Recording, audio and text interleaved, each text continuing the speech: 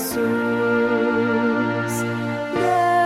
sus heridas, la viva fuente de pura sangre veo manar, que salpicando mi impura frente la infame culpa logra borrar. Veo su angustia ya terminada, hecha la ofrenda de la expiación. Su noble frente, hostia inclinada y consumada mi redención. Dulces momentos, ricos en dones de paz y gracia, de vida y luz. Solo hay consuelo y bendiciones cerca de Cristo junto a la cruz.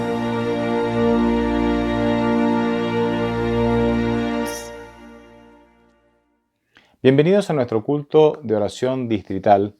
Gracias por conectarte, gracias por estar ahí, gracias porque podemos unirnos para poder orar y también para poder reflexionar en la palabra de Dios y en las vidas de aquellos que, siguiendo a Dios, acumularon experiencias que hoy pueden ser enriquecedoras para nuestra vida.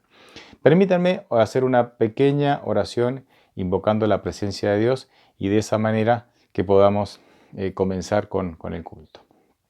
Padre Santo, gracias porque nos amas, gracias por darnos esta oportunidad. Te pido que nos bendigas, que nos cuides, que dirijas todo para que todo lo que podamos compartir ahora sea para glorificar tu nombre, sea para exaltar tus virtudes y también, Señor, para nuestro crecimiento espiritual. Te lo pido en el nombre de Jesús. Amén. Bien, quiero comenzar con una breve reflexión, muy breve, de un pasaje de las Escrituras, muy conocido. Ni siquiera lo vamos a leer, lo voy a mencionar, ustedes lo conocen. Y a partir de ahí vamos después a seguir con la lectura de la historia de este gran misionero que tuvo Europa, especialmente la Europa comunista, denominado, entre uno de los tantos seudónimos que tuvo, el hermano Andrés. Como ustedes saben, contamos la semana pasada, él tenía estos seudónimos para no dar su nombre verdadero, porque en aquellos tiempos, ¿verdad? Hoy sabemos su nombre, pero en aquellos tiempos él tenía que guardar su identidad para poder entrar y a la Europa comunista, ¿sí? A Rusia comunista, Alemania, en donde el culto a los cristianos estaba seriamente restringido y el uso de Biblias era penado con la cárcel e incluso con la muerte, y él se había propuesto alcanzar la palabra de Dios a aquellos cristianos que estaban del otro lado de la cortina de hierro. Cortina de hierro era una designación popular que se le daba a la frontera de los países comunistas, que no permitían, ¿verdad?, el ingreso de Biblias, o que tenían como régimen el gobierno comunista. Pero primero una breve reflexión. Lucas capítulo 5 menciona o nos cuenta el llamado de Jesucristo a algunos de sus discípulos. Lo que nosotros creemos según la cronología bíblica y el relato bíblico es que los discípulos estuvieron 3 años con Jesús, pero los 2 primeros años estuvieron de manera intermitente, o sea, eran discípulos de Cristo, pero seguían con sus labores, ¿sí? Con sus labores habituales. Solo el último año de esos 3 Cristo los llama para que estén de manera permanente con Él, permanente con Él. Y esto se registra entre otros pasajes en Lucas 5. Me voy a detener en el llamado de Pedro, cuando Jesucristo llama a Pedro para que él deje las redes, y también está ahí Santiago y Juan, y dejen sus labores habituales para poder seguirlo de manera permanente a Cristo, a su Maestro. Pedro estaba desanimado porque había pescado toda la noche y en el lugar correcto y en el horario correcto. Él era pescador, sabía muy bien cómo hacerlo y no había pescado nada. Y en medio de ese desánimo, Jesucristo le pide que le permita, si esto fue en la mañana, le permita subirse a su barca, alejarse un poco de la orilla para predicar a la multitud. Pedro escuchó obviamente el mensaje de Jesucristo y a partir de ahí, cuando él termina Jesucristo termina de dar este mensaje, le dice a Pedro: Pedro, vamos a bogar mar adentro, ¿verdad? O sea, salir de la orilla y vamos a pescar. Y entonces Pedro le dice: todas las condiciones están dadas para no pescar. No es el horario, no es el momento, el lugar tampoco, porque en este horario los peces no están aquí. Pedro sabía muy bien, ¿verdad? Dónde y cuándo, cuál era el momento correcto para pescar. Sin embargo, Pedro dice algo muy interesante, dice: pero en tu palabra lo haré. Es interesante que a veces Dios nos pide cosas que no son humanamente lógicas, que no responden a la lógica de todos los días, ¿verdad? A nuestras estructuras mentales, pero la fe nos permite ir más allá de nuestras estructuras mentales y de la forma que nosotros creemos que hay que hacer las cosas, ¿no? Más allá. Porque Pedro dice: esto no va a salir bien, humanamente no va a salir bien, no debería salir bien, pero en tu palabra, confiando en tu palabra. La fe nos permite transitar caminos que nos llevarían al éxito, que van más allá de la lógica humana. Interesante, ojalá podamos transitar esos caminos. Bueno, que ustedes conocen, Jesucristo le dice a Pedro: arroja tu red a la derecha. Cuando llegan al lugar, arrojan la red. La cantidad de peces era tan grande que las redes se rompían. Pedro grita por ayuda, parece que los otros pescadores no estaban tan lejos como para no escuchar. Juan y Santiago y otros pescadores se arriman. Parece que se llenaron 2 barcas llenas de peces al punto que parece que se hundían. Y esto entonces conmovió profundamente a Pedro. Y cuando llegan a la orilla, Pedro se arroja a los pies de Jesucristo y le dice: aléjate de mí, yo soy un hombre pecador. Y entonces Jesucristo, le dice a Pedro: sígueme, yo te haré pescadores de hombres. El mensaje o uno de los mensajes que Jesucristo le da aquí es: así como yo pude atraer los peces en un horario y en un lugar en donde no deberían estar, y pude generar esa bendición, también puedo generar que las personas se sientan atraídas hacia el mensaje que vos vas a dar. Y es por eso que yo quiero que tú seas pescador de hombres, no con tus recursos, no con tu inteligencia y tus talentos, sino con los recursos que yo puedo generar, dice Jesucristo. Pero vos serás mi siervo, serás mi ayudante, le dice a Pedro. Serás la herramienta a través de la cual yo usaré para poder comunicar las verdades del Evangelio a otras personas que lo necesitan, Y otra gran lección que desprendemos de este relato breve pero tan significativo, es que Jesucristo le da una bendición temporal por un bien mayor.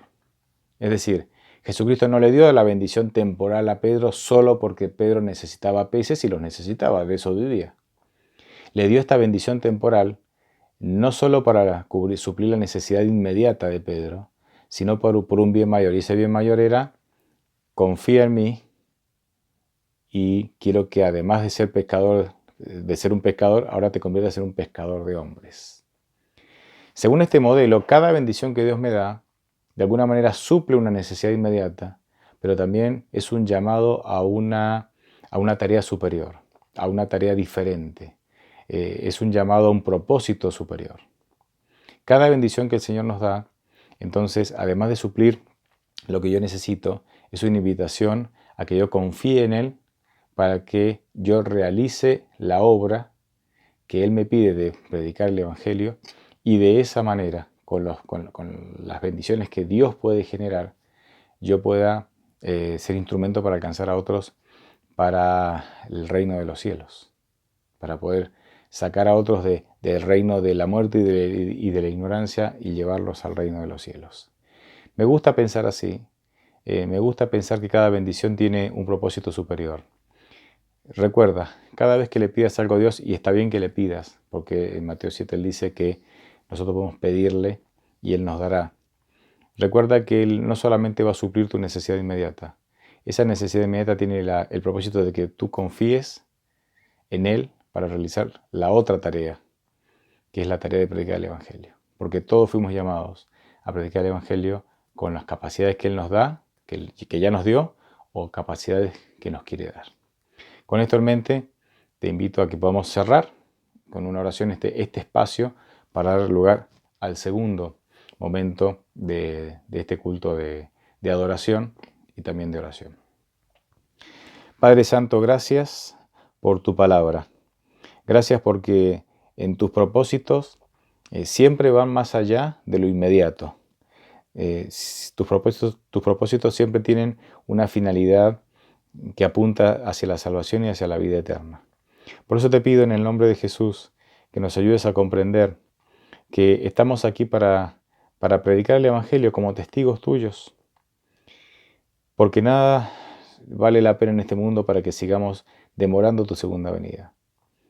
Ayúdanos, Señor, a que cada bendición que tú nos das sea una herramienta para fortalecer nuestra fe y creer que así como generaste esa bendición, también generarás la bendición de conmover los corazones con el mensaje que nosotros podemos compartir. El mensaje de salvación, el mensaje de paz, de amor, el mensaje de vivir sin angustias, porque tú estás a nuestro lado y porque, como dice 1 Pedro 5:7, podemos dejar todas nuestras angustias y nuestras ansiedades sobre ti, porque tú tienes cuidado de nosotros. Señor, oramos por todos los enfermos, que son muchos. Oramos por los necesitados, que son muchos también. Pero también oramos por los pobres de espíritu, aquellos que sienten una profunda necesidad de ti y que hoy no saben cómo encontrarte. Oramos por ellos para que tú los guíes, los fortalezcas, los sostengas y que podamos tenerte muy presente, muy cerca todos los días, buscándote y aprendiendo de ti a los pies de Cristo como aprendieron los discípulos. También bendícenos en la lectura del libro para que pueda ser de nuestro provecho. Te lo pido en el nombre de Jesús. Amén. Bien, continuamos entonces con la lectura del libro. El martes pasado, culto anterior, leemos la primera parte del primer capítulo. Ahora vamos a leer la segunda parte del primer capítulo. Y hasta donde leímos la semana pasada, nuestro hermano Andrés describía su niñez y su juventud, ¿sí?, en medio de un pueblo pequeño en Holanda. Y bueno, con toda esta ansia y este deseo de aventura, al cual, obviamente muchos jóvenes tienen, ¿no?, y muchos niños tienen. Y en donde, si bien creció en un lugar religioso, él no lograba de alguna manera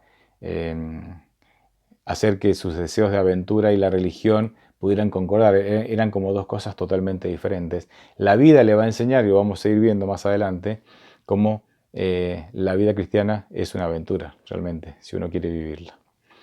Pero ahora, a partir de lo que vamos a leer ahora, vemos que cambia todo el panorama geopolítico, ¿sí?, en la vida de Europa y por supuesto también Holanda, con el ingreso con el comienzo de la Segunda Guerra Mundial, ¿sí? Y cómo afectó esto no solamente a su familia, sino también a la iglesia cristiana, y cómo esto termina, en todo un proceso muy interesante que vamos a ir leyendo, cómo esto termina siendo un catalizador para que él se convierta en misionero. Entonces, seguimos con la lectura. En 1939, todo el país pudo ver lo que los Westra habían vislumbrado todo el tiempo. Los alemanes estaban empeñados en un patrón de conquista que incluía, por supuesto, a Holanda. Recordemos que los Westra eran una familia protestante, ¿sí?, que vivía en el pueblo donde vivía Andrés, en Huite, y ellos eran muy piadosos y obviamente vislumbraban, como un buen cristiano, ¿no?, tenían un discernimiento superior, ¿no?, vislumbraban esta situación, la Segunda Guerra Mundial, que era inevitable. Y mucha gente no los quería por eso, ¿no?, porque decían la verdad. En casa muy raramente prestábamos atención a esas cosas. Bas estaba enfermo. El doctor había dicho que tenía tuberculosis. Mis padres pusieron su colchón en la sala de recibo, lo que nosotros llamaríamos el hall de entrada. Durante largos meses, Bas, el hermano mayor de Andrés, languideció en el pequeño dormitorio de mis padres, tosiendo y consumiéndose hasta no quedar más que piel y huesos. Sus sufrimientos eran mucho peores que los de una persona normal, porque no podía explicar cómo se sentía. Recuerden que Bas no podía hablar. Recuerdo un día que, justo después de haber cumplido los 11 años, entré a escondidas a su cuarto cuando mamá estaba atareada en la cocina.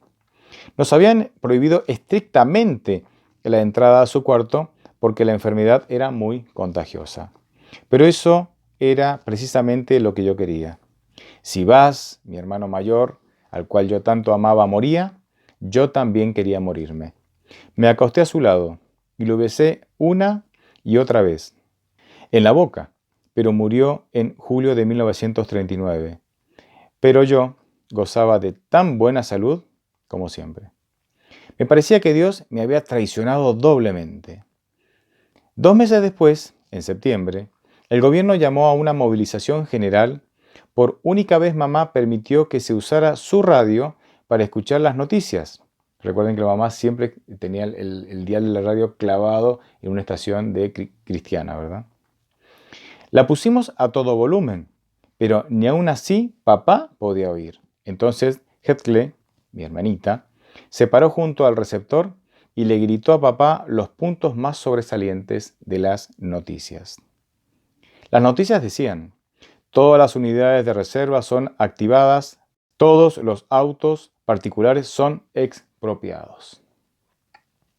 A la noche había comenzado el atascamiento de tránsito, el interminable atascamiento de tránsito que sería la característica principal de los meses previos a la invasión alemana. Todos los automóviles de Holanda estaban en marcha. Parecía que eran tantos los que se dirigían al norte como los que iban al sur. Nadie sabía dónde tenía que ir, pero querían llegar tan rápido como podían. Día tras día, vistiendo mis amplios pantalones y mi blusón, me paraba debajo del árbol donde Bas solía pararse y observaba. Casi nadie hablaba. Tan solo el señor Westra parecía tener valor para decir lo que todos sabíamos. Yo no podía comprender por qué en aquel entonces me sentía atraído a ellos, pero a menudo pasaba frente a la ventana de su cocina. «Buenos días, Andrés». «Buenas tardes, señor Westra». «¿Haciendo mandados para tu mamá? ¿Te gustaría comer una galleta? Te dará fuerzas». La señora tomó un plato de galletas y se acercó a la ventana. El señor Westra miraba desde la ventana de la cocina. «¿Saliste para ver por ti mismo la gran movilización de autos?» «Sí, señor», respondió Andrés. Por alguna razón, escondía la galleta detrás de la espalda y no me animaba a comerla delante de ellos. «Andrés, todas las noches debes orar por el país. Estamos atravesando por una situación muy difícil». «Sí, señor», contestaba Andrés. «¿Qué es lo que pueden hacer soldados armados con revólveres de aire comprimido cuando son atacados por tanques y aviones?» «Sí, señor», respondía Andrés. «Vendrán aquí, Andrés, protegidos con sus cascos de acero, vendrán con un andar marcial y su encarnizado odio, y lo único que tenemos son nuestras oraciones». El señor Westra se acercó a la ventana y asomó la cabeza. «¿Orarás, Andrés? Pide que tengamos el valor para hacer lo que esté de nuestro alcance, y después de haberlo hecho, podamos seguir firmes. ¿Lo harás, Andrés? ¿Orarás?» «Sí, señor», contestó Andrés. Eres un muy buen muchachito, le dijo el señor Westra. El señor Westra se alejó de la ventana. Y ahora, le dijo, vete a hacer el mandado para tu mamá. Pero cuando iba calle abajo, el señor Westra me llamó. ¡Cómete la galleta! Yo sé que algunas veces la vieja cocina nuestra humea espantosamente. Sin embargo, desde que coloqué el vidrio nuevo en la ventana, no hemos tenido más problemas. Esa noche, acostado en mi cama, en el desván, pensé en el señor Westra. De modo que él sabía, pero no se lo había dicho a papá, como hubiera hecho cualquier otra persona mayor. Me pregunté el por qué. Recordemos que en el capítulo anterior leímos que Andrés, en un acto, en estas fantasías que él tenía y que consideraba a los Westra como su enemigo, ¿no? Había colocado un vidrio que estaba destinado a una ventana, lo había colocado tapando la chimenea y se había llenado la casa de humo, ¿no? Y el señor Westra sabía que había sido Andrés, pero en lugar de decirle al padre, como le hubiera dicho cualquier otra persona, y hubieran castigado a Andrés, el señor Westra no había dicho nada. Me pregunté el por qué, o sea, el por qué no le contó al padre. También me pregunté por qué quería que orara. ¿Para qué serviría? Después de todo, Dios nunca escuchaba. Si realmente llegaban a venir los alemanes, pensaba hacerles algo mucho peor que orar. Me quedé dormido soñando con los actos intrépidos que, a manos limpias, llevaría a cabo contra el invasor. Para abril en Witte había muchísimos refugiados que venían de los polders al este de nosotros. Los holandeses volaban sus diques, inundaban deliberadamente las tierras que por espacio de siglos habían sido rescatadas del mar con el fin de demorar al ejército alemán. En todas las casas, excepto la nuestra, que era demasiado pequeña, se albergaba alguna familia que había quedado sin techo y que había venido de las tierras inundadas. Y la olla de sopa de mamá, mientras tanto, hervía lentamente día y noche. Los alemanes no vinieron por tierra. Los primeros aviones sobrevolaron Witte la noche del 10 de mayo de 1940. Pasamos la noche en la sala de estar, amontonados y en vela, es decir, despiertos. Todo el día siguiente vimos aviones y oímos las explosiones cuando bombardearon el pequeño campo de aterrizaje militar a unos 4 kilómetros de distancia. Ese día cumplía 12 años, pero ni yo ni nadie lo recordó. Después los alemanes bombardearon Rotterdam. El locutor que transmitía desde Hilversum y que nosotros escuchábamos desde la movilización, lloraba en tanto que daba a conocer las noticias. Rotterdam había desaparecido. En una hora la ciudad fue borrada del mapa. Era una guerra relámpago, la nueva guerra. Al día siguiente, Holanda capituló, es decir, cayó en manos de los alemanes. Días después, un teniente alemán bajo y fornido llegó a Witte en un patrullero y se instaló junto a la casa del alcalde. El puñado de soldados que lo acompañaba mayormente estaba integrado por personas mayores. Witte no era tan importante como para merecer tropas de primer orden. En tanto, durante algún tiempo, llevé a cabo mis sueños de resistencia. Fueron muchas las noches que bajé descalzo por la escalera del desván, justo cuando el reloj del pueblo daba las 2 de la mañana. Sabía que mamá me oía, porque cuando pasaba frente a su cuarto detenía el ritmo regular de su respiración, pero nunca me detuvo. Tampoco me preguntó al otro día qué había pasado con la preciada y tan racionada azúcar. A todos los del pueblo les hacía mucha gracia el hecho de que el coche del teniente le diera tantos dolores de cabeza. Se le tapaban las bujías y se le ahogaba el motor. Algunos decían que habían puesto azúcar en el tanque de gasolina, mientras que otros pensaban que eso no era posible. La comida faltó antes en las ciudades que en los pueblos como el nuestro, donde había granjas, y esto fue algo que aproveché en la pueril guerra que había declarado contra el enemigo. Un caluroso día de ese primer verano, cargué un cesto con coles, con tipos de coliflor, ¿verdad?, y tomates, y caminé unos 7 kilómetros hasta Alkmaar. Allí había un negocio que todavía tenía en existencia fuegos artificiales de la época anterior de la guerra. Yo sabía que su dueño quería hortalizas. Presioné mi ventaja tanto como me fue posible y llené el cesto con los fuegos de artificio. Los tapé con las flores que había llevado para ese fin. El comerciante me miró en silencio. Enseguida, movido por una resolución repentina, se inclinó detrás del mostrador y sacó una bomba de estruendo. No tengo más comida, le dije yo. Es mejor que vuelvas a tu casa antes de que toque el toque de queda, contestó el comerciante. O sea, no importaba que no le pudiera pagar, pero la bomba se la quería llevar. Esa noche de regreso en Huite, una vez más, crujieron las maderas del piso del desván. De nuevo mamá contuvo la respiración a las 2 de la mañana. Me deslicé afuera descalzo, amparado por las sombras de la noche. Una patrulla de 4 soldados de infantería caminaba por la calle en dirección al norte, hacia nuestra casa, alumbrando con sus linternas todas las casas mientras andaban. Me alejé de la puerta de entrada, apretándome contra el costado de la casa, mientras que el ruido de sus botas cada vez más se acercaba. Tan pronto como pasaron, crucé el pequeño puente entre nuestra casa y el camino del dique y me dirigí corriendo hacia el sur, donde estaba la casa del alcalde.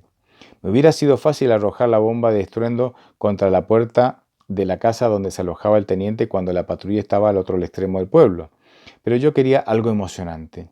Era el corredor más veloz del pueblo y pensé que sería divertido que esos hombres maduros, calzados con pesadas botas, me corrieran. Pienso que ninguno de ellos tenía más de 50 años, pero yo pensaba que eran unos verdaderos ancianos. Esperé hasta que la patrulla inició la ronda de vuelta. Justo antes de que llegaran al cuartel central, encendí la mecha y corrí. Un resplandor de sus linternas me alcanzó y oí a alguien que descorría el seguro del fusil. No había tenido en cuenta las armas de fuego. Corrí por la calle en zigzag. Entonces detonó la bomba de estruendo y por una fracción de segundo distrajo la atención de los soldados. Corrí como una flecha y crucé el primer puente que me salió al paso. Atravesé una huerta y me eché de bruces entre los coliflores. Estuvieron buscándome cerca de 1 hora, gritándose ásperamente unos a otros en alemán hasta que se dieron por vencidos. Entusiasmado por este éxito, empecé a descargar andanadas a plena luz del día. En una oportunidad salí del escondite y fui a dar a los brazos de un soldado. Si corría, admitiría mi culpa. Sin embargo, en mis manos había una tremenda evidencia circunstancial. En la izquierda tenía los cohetes y en la derecha los fósforos. El soldado preguntó en alemán, ¿Du kommst mal her? Mis manos se apretaron con fuerza a los cohetes y no me atreví a guardarlos en el bolsillo de la chaqueta. Seguramente que allí registrarían primero que nada. Volvió a preguntar, ¿Hast du einen Vorwärtskörper Explorer? ¿Cohetes? No, señor, decía Andrés. Con los puños apretados, tomé las vistas de la chaqueta y la mantuve abierta para que la revisaran. El soldado cacheó desde mis holgados pantalones hasta la gorra. Cuando, disgustado, se alejó, los cohetes que tenía en la mano estaban empapados por la transpiración. A medida que la ocupación se prolongaba, llegué a cansarme de mis juegos. En los pueblos de nuestro alrededor, los rehenes eran colocados en fila y fusilados. Las casas eran incendiadas, quemadas hasta los cimientos, mientras que la verdadera resistencia iba tomando cuerpo, fortaleciéndose. Los chistes contra los alemanes ya no resultaban divertidos. Por toda Holanda aparecieron los onderdulkers, es decir, los buceadores, hombres y muchachos que se escondían para no ser deportados a los campos de trabajo forzado en Alemania. Ben, que recién había cumplido 16 años, cuando comenzó la guerra, se ocultó en una granja cerca de Ermelo, aquel primer mes, y pasaron 5 años antes que volviéramos a tener noticias suyas. El tener una radio era considerado un delito contra el nuevo régimen. Ocultamos la de mamá en un rincón tan pequeño en el diván que era necesario ir arrastrándose de a uno para oír los programas holandeses que transmitían desde Inglaterra. Después, cuando el ferrocarril holandés se declaró en huelga, llegamos a amontonar a los obreros ferroviarios en aquel pequeño escondite y, por supuesto, también siempre había algún judío para esconder por una noche cuando se dirigía hacia la costa. A medida que los alemanes se desesperaban para conseguir más potencial humano, la pequeña fuerza de ocupación de Witte fue retirada. Después vino la terrible razzia.